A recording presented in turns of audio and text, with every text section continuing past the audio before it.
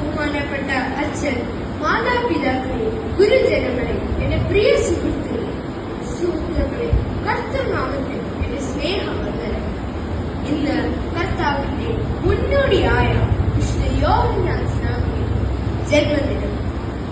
നമ്മുടെ സഭ ഇത് ശിശുദിനമായി ആചരിക്കുന്നു.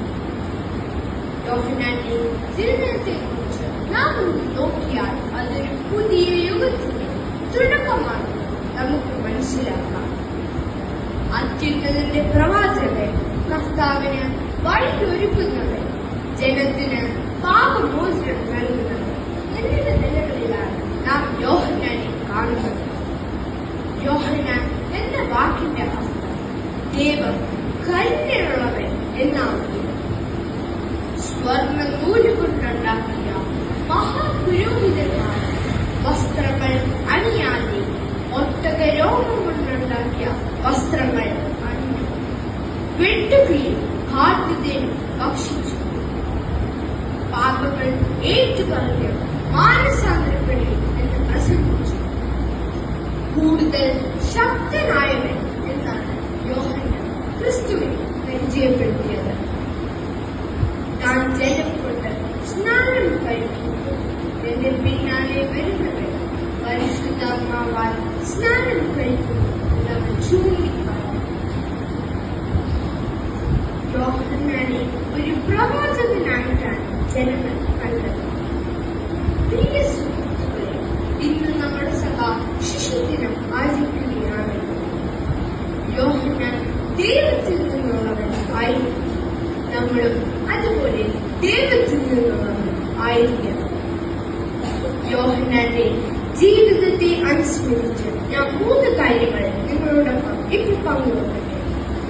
ഒന്നാമതായി, മറ്റുള്ളവരെ ദൈവത്തിലേക്ക് അയക്കണം.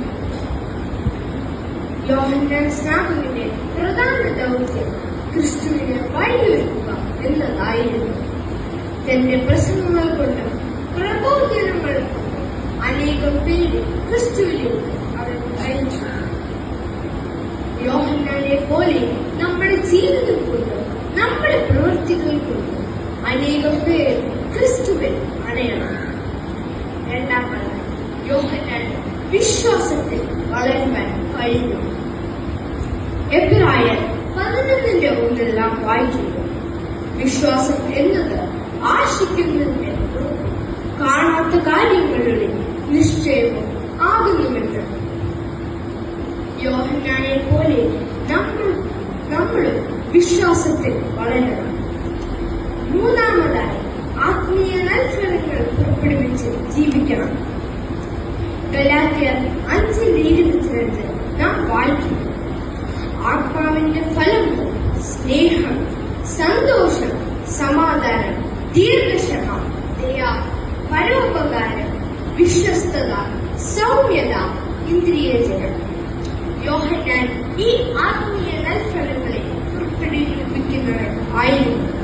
നമ്മൾ അങ്ങനെ ആയിരിക്കണം. തിന്മ നിറങ്ങിയ ലോകത്ത് നന്മയുടെ വെളിച്ചമായി നമ്മൾ ജീവിക്കണം. അവൻ വളരുകയും ഞാൻ കുറയുകയും ചെയ്യണമെന്ന് യോഹന്നാൻ പറഞ്ഞു. യോഹന്നാൻ പറഞ്ഞ പോലെ നമുക്കും പറഞ്ഞ് ജീവിക്കണം. അതിനായി ദൈവത്തിന്റെ പരിശുദ്ധ നമ്മെ എല്ലാം സഹായിക്കട്ടെ എന്ന് പ്രാർത്ഥിച്ചുകൊണ്ട് നിങ്ങൾക്കെല്ലാവർക്കും ഒരു നല്ല ശിശുദിനം ആശംസകൾ അറിയിച്ചിട്ട് ഞാൻ എന്റെ വാക്കുകൾ ചുരുക്കുന്നു. നന്ദി, നമസ്കാരം.